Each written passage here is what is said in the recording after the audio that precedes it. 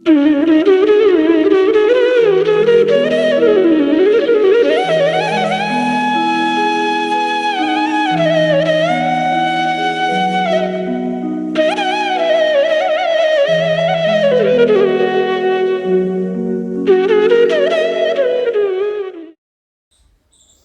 सभी को प्रणाम। यदि आपका मकान दक्षिण मुखी है तो यह वीडियो आपके लिए है और आप इसे प्रारंभ से अंत तक अवश्य देखें।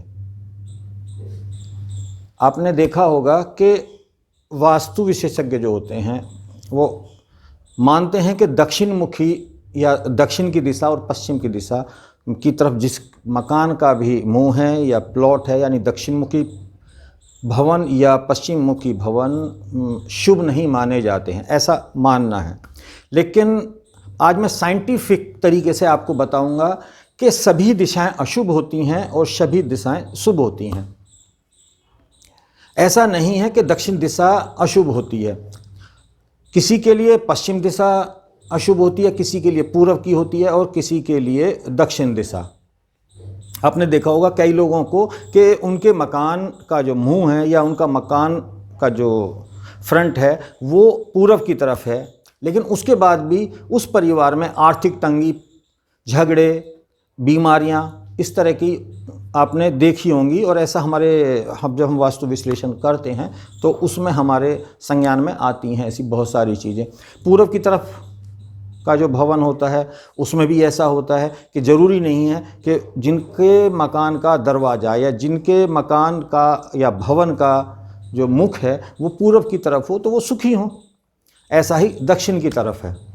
अब कौन लोग किसका दरवाज़ा या किसके प्लॉट का मुख दक्षिण की तरफ होना चाहिए, पश्चिम की तरफ होना चाहिए, कौन सुखी रह सकता है और कौन दुखी रह सकता है, इसका जो साइंटिफिक तरीके से हम विश्लेषण करते हैं। एक तो जितने भी वास्तु विशेषज्ञ हैं, अगर वो साथ के साथ ज्योतिष भी जानता है तो अगर आप उससे विश्लेषण कराते हैं तो कभी आपको इस समस्या से जूझना ही नहीं पड़ेगा, आपको सही जानकारी मिल जाएगी। आइए अब मैं आपको इसको साइंटिफिक तरीके से समझाता हूँ कि ये उत्तर दिशा है और ये दक्षिण हुआ, ये पूरब हुआ और पश्चिम हुआ। सभी दिशाओं के लिए अलग अलग ग्रह हैं, वो उनके आधिपत्य हैं। जैसे अगर किसी का सूर्य अच्छा होगा कुंडली के अंदर तो उसके लिए पूर्व दिशा सर्वोत्तम होगी, बढ़िया होगी। ऐसे लोग अगर पूर्व की दिशा का मकान लेते हैं तो उनके लिए बढ़िया रहता है। जैसे मान लो ये उत्तर की दिशा है, जो इसके जो अधिपति हैं ये बुध हैं,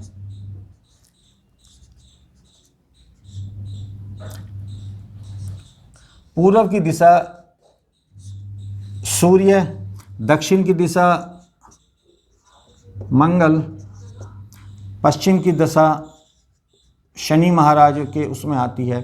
उसके साथ साथ जो कोने होते हैं, जो कोण होते हैं, जैसे ये ईशान कोण है, इसके जो अधिपति हैं वो बृहस्पति हैं, इसके शुक्र हैं, ये आग्नेय कोण के।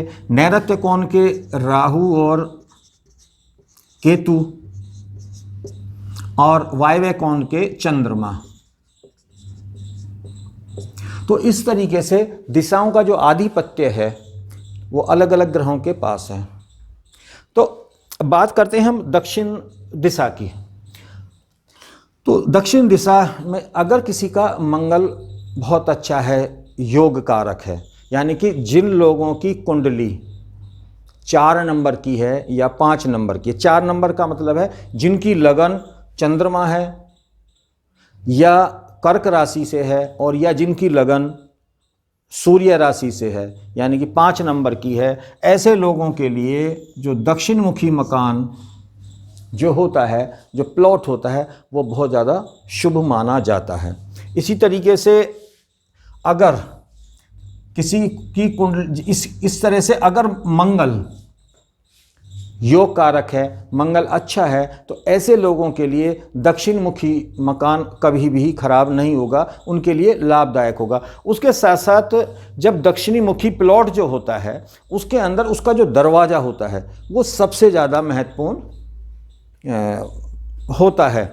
तो दरवाज़ा अगर आपने सही जगह लगाया है तो आपको वो लाभदायक होगा, आपकी संतान के लिए लाभदायक होगा, आप उसमें बहुत ज़्यादा तरक्की करेंगे। तो दरवाज़ा कहाँ होना चाहिए, कैसे होना चाहिए, वो हम आपको अगली वीडियो में बताएंगे। उसके साथ साथ अगर आपकी कुंडली में अष्टक वर्ग में, जैसे ये किसी की भी कुंडली है, ये प्रथम भाव होता है, यानी कि प्रथम यानी कि एक होता है।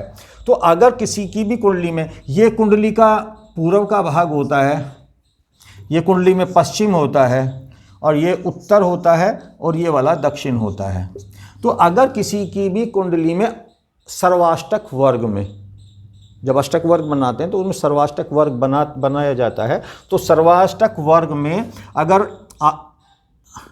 8th हाउस में, 9th हाउस में और 10वें भाव में अष्टक वर्ग में ज़्यादा नंबर मिलते हैं, यानी कि आपको 35-40 तक नंबर आते हैं या अच्छे मिलते हैं, तो आपको उसी दिशा में, यानी कि दक्षिण दिशा का जो मकान है वो आपको हमेशा फ्रूटफुल रहेगा, हमेशा आपको लाभ ही देगा। तो आपको दोनों चीज़ों का सहारा लेना चाहिए। आपको अपनी कुंडली देखनी चाहिए, कुंडली में आपकी लगन, यानी कि लगन पत्रिका में आपने देखा होगा यहाँ अंक लिखे होते हैं। अगर किसी की कुंडली में यहाँ 4 लिखा है या 5 लिखा है, यानी कि ये कर्क लगन है, ये सिंह लगन है, अगर किसी की कर्क लगन होगी, सिंह लगन होगी, उनके लिए उनकी कुंडली में मंगल योग कारक होगा, और उसके साथ साथ वो अच्छी पोजीशन में चला जाता है।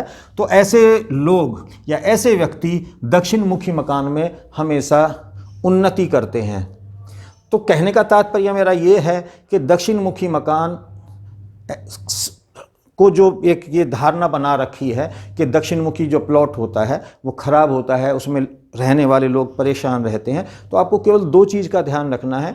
और जब आप अपना कोई भी मकान लेते हैं तो आप अपनी कुंडली का भी विश्लेषण कराइए, कुंडली को भी देखिए, और अगर आपकी 4 नंबर की कुंडली है या 5 नंबर की कुंडली है या मंगल आपकी कुंडली में बहुत अच्छी पोजीशन में है, तो आपको दक्षिण मुखी मकान लेने में कोई परेशानी नहीं है। और अगर किसी की का मकान दक्षिण मुखी है या किसी का प्लॉट दक्षिण मुखी है, तो उसका जो वास्तु की जो बनावट है, जो मकान की जो बनावट है, वो वास्तु के अनुसार कर लीजिएगा।